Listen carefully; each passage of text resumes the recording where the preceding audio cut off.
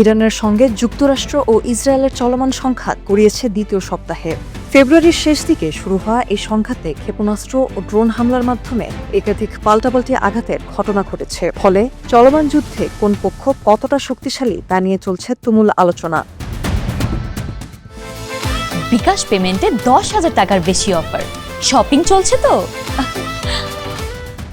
চলমান উত্তেজনায় ইরানের প্রধান হাতিয়ার হয়ে উঠেছে তাদের সুবিশাল ক্ষেপণাস্ত্র ভান্ডার। দেশটির দূরপাল্লার ব্যালিস্টিক ক্ষেপণাস্ত্রগুলো 2,500 কিলোমিটার দূরের ইসরায়েল ও উপসাগরীয় অঞ্চলে থাকা মার্কিন ঘাঁটিগুলোতে আঘাত হানতে সক্ষম। তাৎক্ষণিক হামলার জন্য তাদের হাতে রয়েছে 150 থেকে 800 কিলোমিটার পাল্লার ফাত্তাহ সিরিজ, জুলফিকার, কিয়াম 1 ও শাহাব 1 ও শাহাব 2 এর মতো স্বল্প পাল্লার ক্ষেপণাস্ত্র।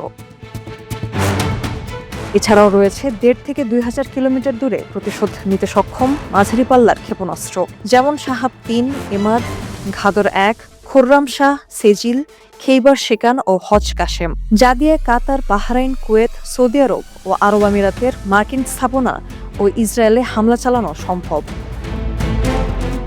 পাশাপাশি রয়েছে ভূপৃষ্ঠের কাছাকাছি উড়ে রাডার ফাঁকি দিতে সক্ষম সুমার, ইয়ালি, কুদস, হোবেজে, পাভে ও রাদের মতো ক্রুজ ক্ষেপণাস্ত্র। এর মধ্যে সুমার 2,500 কিলোমিটার দূরের লক্ষ্যে আঘাত হানতে সক্ষম। ইরানের আরও একটি গুরুত্বপূর্ণ অস্ত্র হল ড্রোন।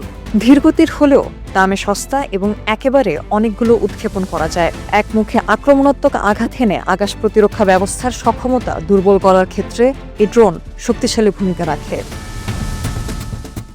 দীর্ঘস্থায়ী যুদ্ধে টিকে থাকতে ইরান দেশ জুড়ে ভূগর্ভস্থ সুড়ঙ্গ ও গোপন লঞ্চ প্যাডের বিশাল নেটওয়ার্ক তৈরি করেছে।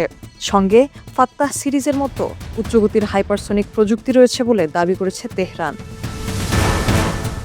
ইরানের কৌশলগত যুদ্ধে এক বড় হাতিয়ার হিসেবে কাজ করে হরমুজ প্রণালী, যা নৌপথে বিশ্ব বাণিজ্যের একটি বড় অংশ।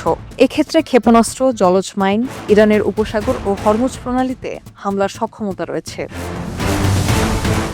অন্যদিকে যুক্তরাষ্ট্রের সামরিক বাহিনী এখনও বিশ্বের সবচেয়ে শক্তিশালী অবস্থানে আছে। তাদের যুদ্ধবিমান বহরে রয়েছে F-35 lightning II, F-22 Raptor এবং B-2 স্পিরিট স্টেলথ বোমারু বিমানের মতো অত্যাধুনিক যান। এছাড়াও রয়েছে বিমানবাহী রণতরী এবং অসংখ্য যুদ্ধজাহাজ ও সাবমেরিন। তবে এখনও স্বল্প উৎপাদিত ও ব্যয়বহুল অস্ত্রের উপর নির্ভরশীল হওয়ায় তাদের অস্ত্র ভাণ্ডারে টান পড়েছে বলে ধারণা করা হচ্ছে। তবে চাপ কমাতে দূরপাল্লার দামি ও অত্যাধুনিক টমাহক ক্রুজ ক্ষেপণাস্ত্রের বদলে তুলনামূলক কম দামি ও সরাসরি নিক্ষেপযোগ্য JDAM বোমার মতো স্বল্পপাল্লার অস্ত্রের ব্যবহার বাড়িয়েছে। আবার প্রায় 16টি পেট্রিয়ট ক্ষেপণাস্ত্রের কথা থাকলেও এই সংখ্যাটা সম্প্রতি কমে আসছে। এদিকে ইসরায়েলের সামরিক শক্তিও অত্যন্ত আধুনিক ও প্রযুক্তি নির্ভর। বিশেষ করে তাদের বহুস্তর বিশিষ্ট ক্ষেপণাস্ত্র প্রতিরক্ষা ব্যবস্থা বিশ্বজুড়ে আলোচিত।